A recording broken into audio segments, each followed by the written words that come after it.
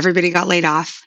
I had a sink or swim moment where I was like, I can either go really, really hard in the direction of my own brand, or I can fold and like go get a regular job. I didn't want to give up. I didn't want to give up on that dream.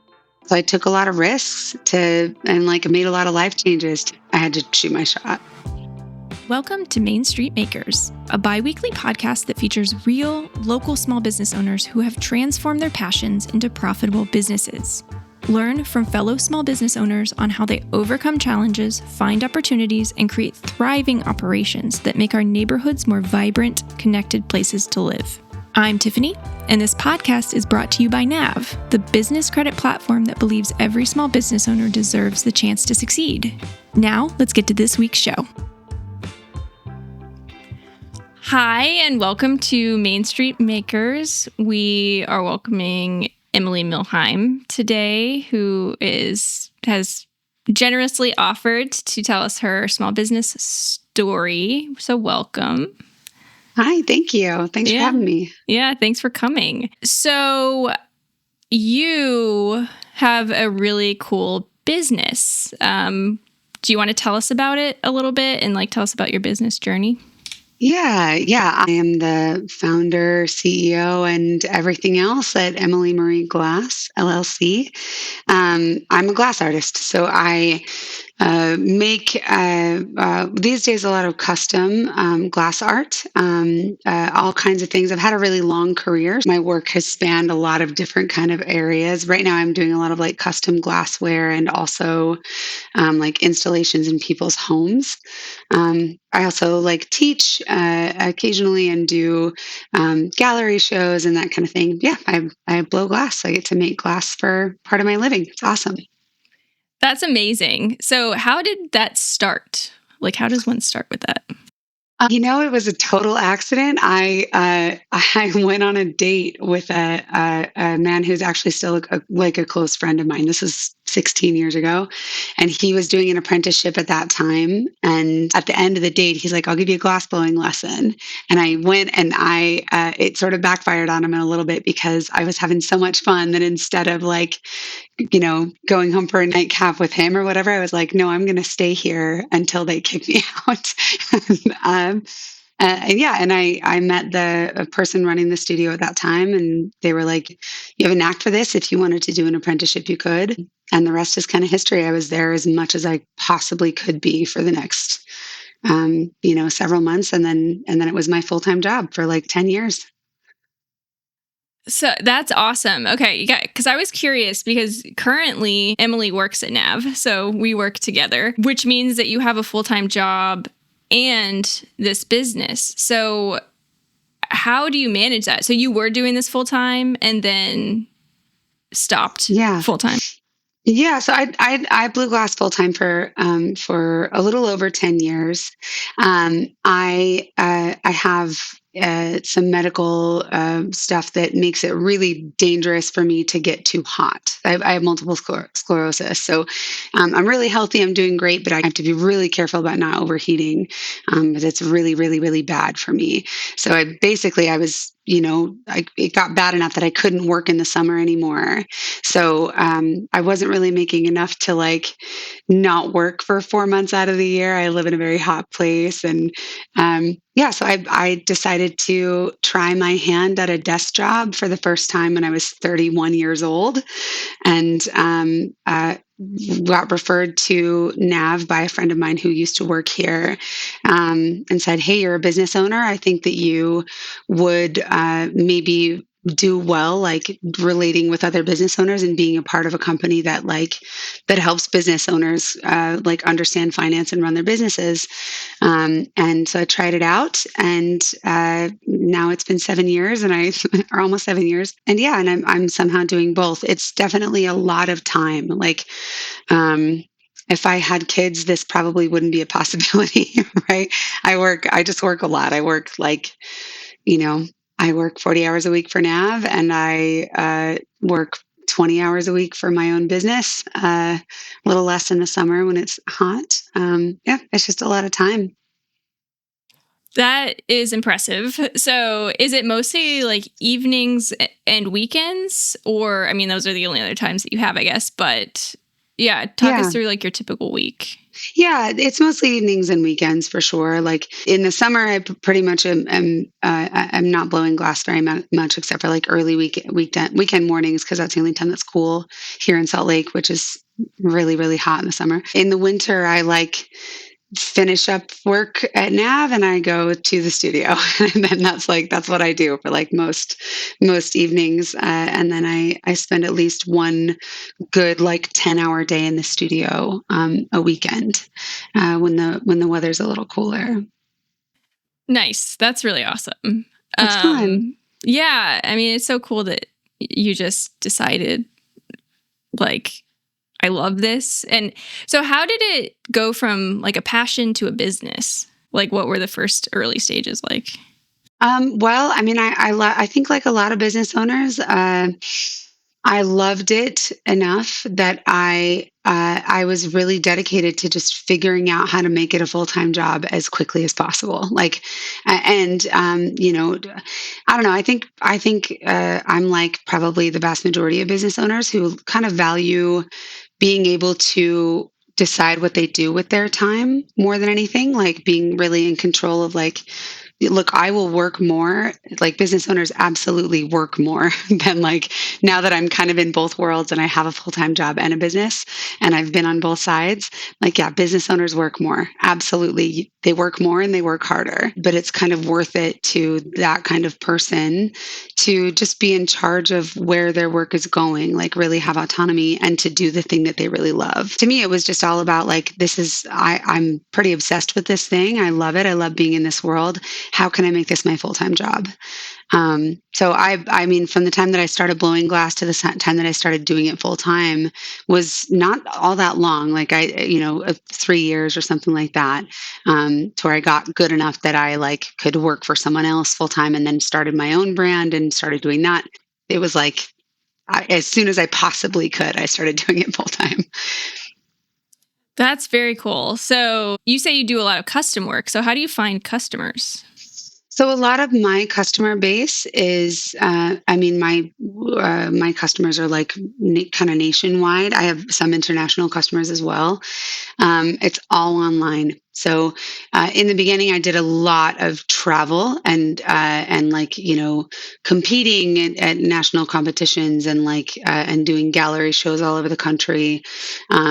And then I sort of have to maintain that presence, that reputation with like a really strong online presence, which is difficult because it's changing all the time. Like staying relevant online is probably the hardest part of any business that isn't just like a local restaurant or like a walk-in kind of place. So yeah, just managing an online presence and all of that is kind of how I maintain that and how I remind people that I exist and I'm taking orders.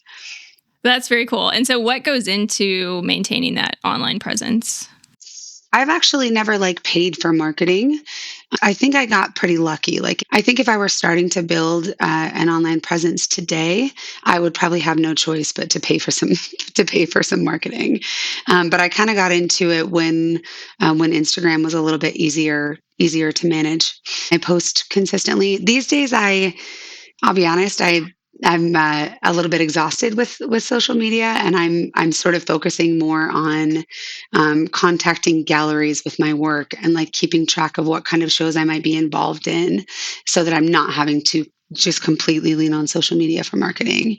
So it's been a little bit of a hybrid, like using my kind of industry connections to like make sure that I'm involved in events that are happening and kind of maintaining an online presence with social media and my website.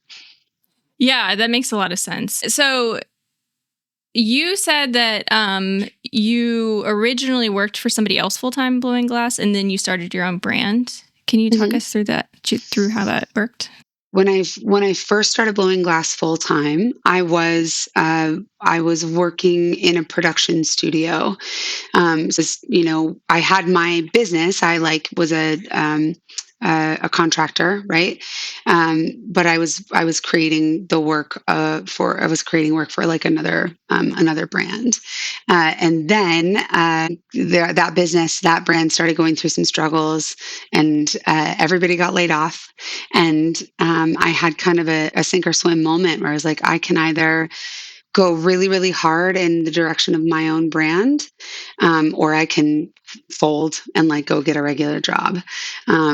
And so I started signing up for like more competitions and like more travel. And I put all of my money into a home studio. I'm like I guess I'm gonna go hard in this direction. And through a combination of like luck and hard work, it paid off. And then I launched my solo career sort of in like dire straits, but by the skin of my teeth, made it really really work well for me. That is very inspiring. So, was there something that swayed you one way or the other, or like swayed you toward the your own brand versus a regular job? Um, I just I just love to blow glass. I just love to do it. And I felt like I had built a lot of skill and a lot of connection and like had invested so much in being good at this thing that I loved. And I was terrified to make the leap to do full time, but I also like I didn't want to give up. I didn't want to give up on that dream. I felt like I could do it, and so I took a lot of risks and like made a lot of life changes. To like I moved from where I'd been living to a way less glamorous part of town with like a bunch of roommates, so that I could afford to build out a home studio. Like I really like made whatever sacrifice I could to make this thing a reality, even in the face of like, it's a terrifying move, but I think I just couldn't give up on it that quickly, and I had to like I had to shoot my shot. Yeah, that's fantastic. Did you have any coaching or guidance at that point, or you were kind of just like winging it? I definitely had a lot of guidance. I mean, I had like, I mean, I had my like the brand that I worked for, the owner of that company. We're still close friends. We actually still share a studio. Like I rent studio space from him, even though like his business could no longer support its employees. His name's Christian Merwin. He was an incredible guide to me. And then I mean, glass artists are a pretty tight community, pretty small community. So I mean, I was not lacking guidance for sure. I'm really, really fortunate for that. And then I also had my mom who like, I'm, I really credit what she was like a very self-made woman. We grew up super poor. And she's a financial advisor. And like, she's the reason why I was able to like survive on a full-time artist wage for a decade with an autoimmune disorder and like not destroy my credit or like make any really bad moves. Like she taught me how to manage finances, which it's such valuable knowledge. I mean, it's absolutely golden knowledge that's really difficult to come by. And like, even though I wasn't handed money to make my business work, I did have a ton of know-how. And I really, there's a lot of times I would have been absolutely up a creek if I had not had that knowledge. Oh, that's such a good segue. So, like, what would your top pieces of advice from your mom for like other small business owners be? Manage your credit. Be careful about managing your personal credit. I mean, there was no way I was going to get a loan or anything. Like when it came time to purchase my own, like when I got laid off and it was time to sink or swim, and I decided to invest in my own studio, it was like many thousands of dollars that I needed to put into building the space and purchasing equipment, like really expensive equipment, like my kiln was 6 grand and my torch was 5. And like at that time I was young and I didn't have like a bunch of cash on on hand. So when it came time to make all those investments, I had to lean on my personal credit in a big way. Like get basic knowledge on how to manage your personal credit and have a budget and understand that there's a lot of companies out there who are really banking on you not knowing how to manage that because they make a lot of money when you mess up. And so like arm yourself with like the knowledge about how this stuff works and the discipline to like keep yourself in a healthy position as, as often as you can. Yeah, that makes so much sense because, like you said, it was a sink or swim moment. So you don't know really when that kind of moment is coming. Hmm. So, like focusing on your credit and things like that, you're giving yourself options that you might Hmm. not otherwise have. Yeah, that's really valuable. What has been the biggest challenge for you as a small business owner? I think I think with any artist, it's kind of staying relevant to your audience, I guess, and like staying in front of your audience. That's a really difficult thing. And also like avoiding burnout, like, um, caring for yourself. You can work 16-hour days for a really, really long time. I can do it for a really long time. But at a certain point, especially when what you do um, is make art like is something that requires you to be like genuine and like energized and present and all of that, like you really have to take care of yourself and like and make sure that you're getting sleep and staying sane, because I think whether you're making art or doing something else, I think that running a business requires you to be in like a healthy, solid, not panicked headspace, um, so that you're making the right moves. And that's really difficult to do when you're running a business that takes 150% of your bandwidth most of the time. Um, yeah, but I think it's probably taking care of yourself so that you're in a place to make good decisions. Yeah, that makes a lot of sense. I hear from a lot of people we've talked to is like burnout. Burnout is Mm, a big fear and a big problem for it's sure. huge. This is hustle culture, like that's what we're in. If you're running a business, it's hard. It's hard work for sure. Yeah, take care of yourself. Get help. If you have like a partner, have a team. Like don't put yourself in a position to do 100% of it by yourself if you can help it. Yeah, definitely. And a lot of people seem like they gradually add team members as they're able to, which is really helpful. But Hmm. um for you said like maintaining an online presence is one of the biggest challenges. Do you have a schedule, like a social media schedule, or is it just whenever you get the bandwidth to post? For years and years, I had an app that I used to manage my social media posts, and it was great. And the reason I don't have that now is because the algorithm has changed so much that it's made it kind of not, it's not really worth it anymore to manage it in that way. Like it's not bringing enough to for me to continue to try to manage it that way. For years and years, though, I leaned really heavily on like a scheduler app and was, reading all the articles about like when is the best time to post. Like, have like hired a consultant before to help me understand like how that stuff works and make sure that I'm doing it at the right time. But these days, like just recently, honestly, like I'm just kind of shifting my strategy a little bit, so I'm not really using that now. Yeah, that's really interesting. It is definitely an ever changing landscape. So, Mm. do you think you would hire a consultant, sort of like a refresh? I actually think I would. I'm sort of developing a body of work right now. It's gonna have to wait until probably winter, fall or winter. But I think once I kind of have a sense of what I want that to look like and how I want to market it, then I probably will hire a consultant and have them help me, because I think that's an area that like it changes so quickly that unless you're an expert in it, like keeping up with that is kind of its own full-time job. And that's one of those things that's like, yeah, hire a team, like have a team.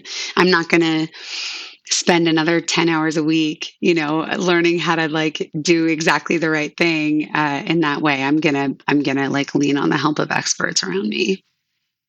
Yes, delegation is key, but Mm-hmm. is also, how did you find the original consultant that you worked with? Because I feel like sometimes it's hard to find or know Yeah. who to turn to. I think at that point it was just a friend of mine who also has a business had said that they did really well for her. And they honestly, they did well for me too. I didn't want to pay somebody else to completely handle it for me. I wanted somebody to teach me how to do it, and kind of teach me the rules so that I could set my own system up. And they did really well for me. But it was word of mouth. Like another business owner referred them to me. I think that's another thing I would recommend too to business owners is like if you like network with other business owners that don't do what you do, like or ones that do, but um, build a network around yourself of other business owners because everybody runs their show differently. Every industry is different. Like there's a tremendous amount to learn from other business owners. Yeah, that is really valuable advice. And it seems like most business owners are so willing to share knowledge. That's really good advice. So I'm curious about your pricing strategy. Do you like, how did you price your work when you were starting out, and how has that strategy changed over time?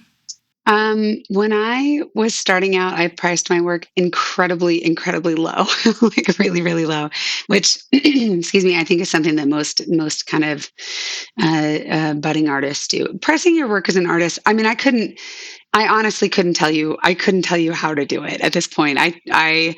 I mostly followed the advice of people around me.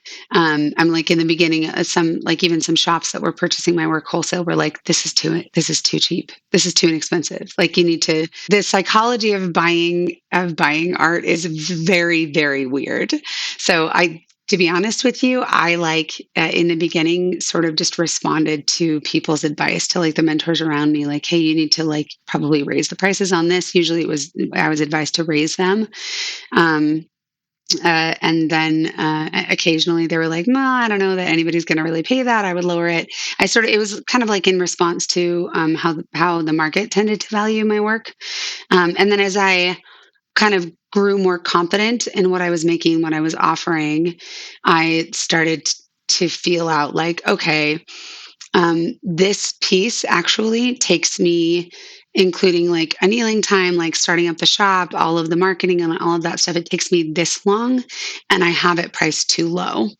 And so I'm going to move it up in this range, or the opposite, or whatever. So in the beginning, it was I just was leaning on a lot of advice, and later on, as I got a sense of like what my actual profit margins were, which were a lot smaller than I thought they were initially, I was able to kind of make more informed decisions.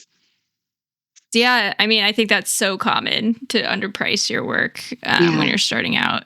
I would advise if you're a maker, like if you're thinking about how many hours does it take me to make this thing?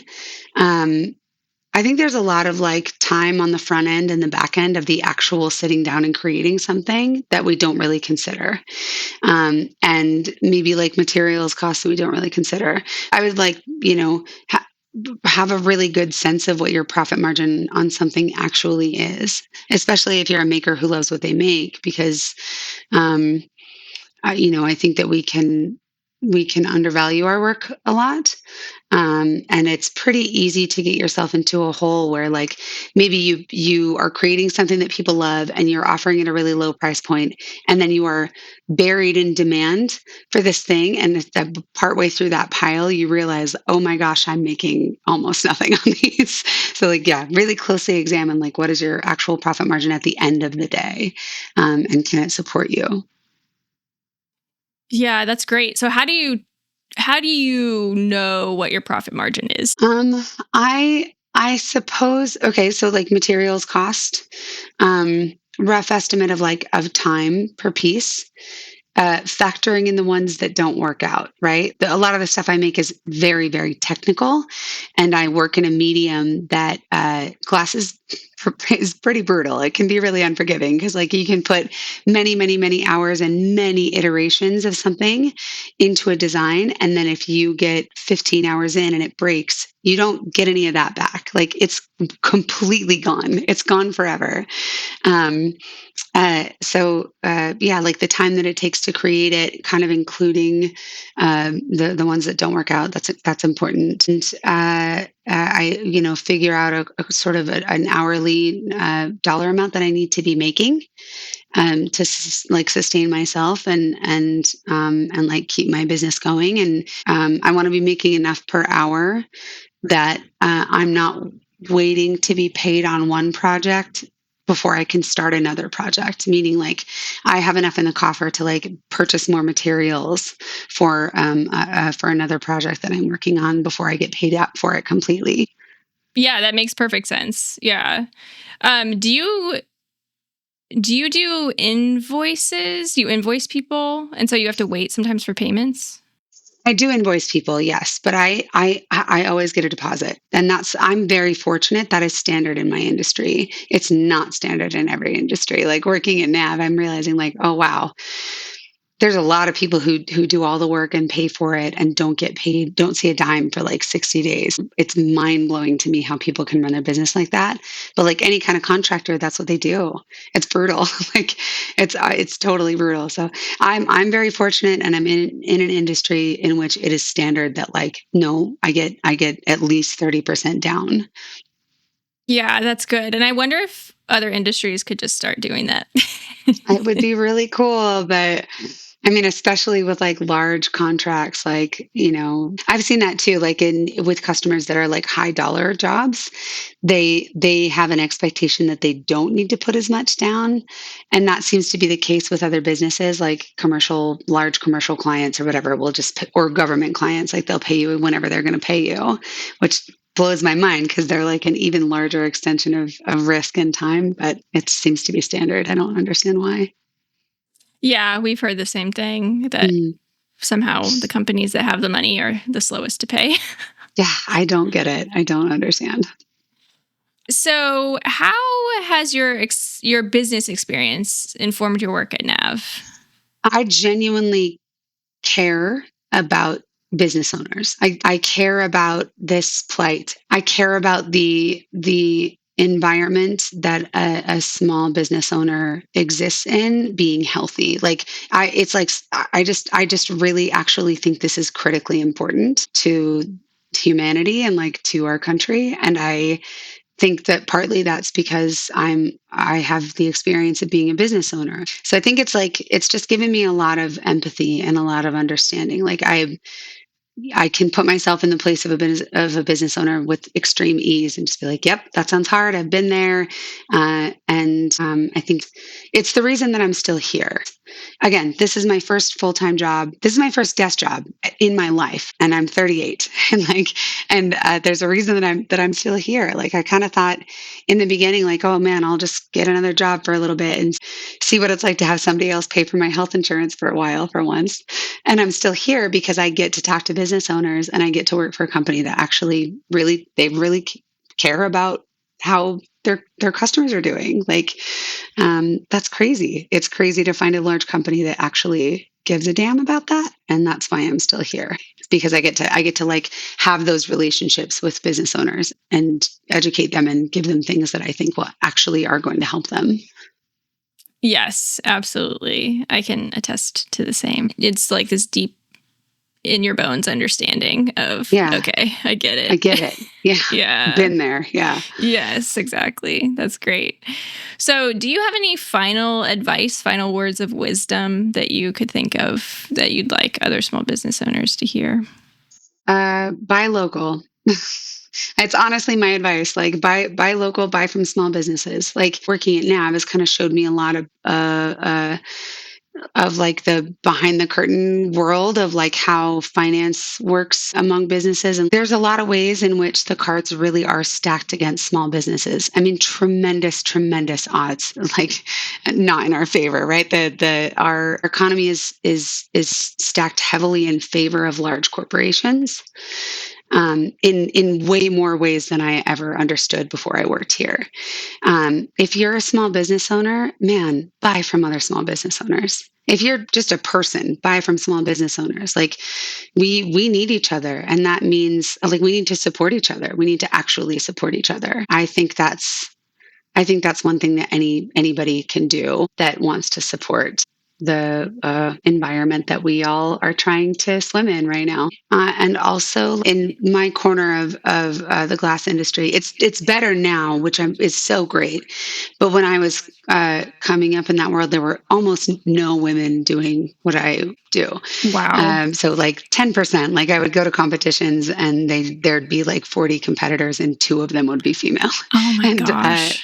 yeah, it was a little wild. I think that there's a certain kind of person who is always going to blame someone else's success on their gender or their looks or whatever. Like, I definitely have heard a lot of the like, oh, people just like her work because she's a girl or whatever because she's cute or blah blah blah.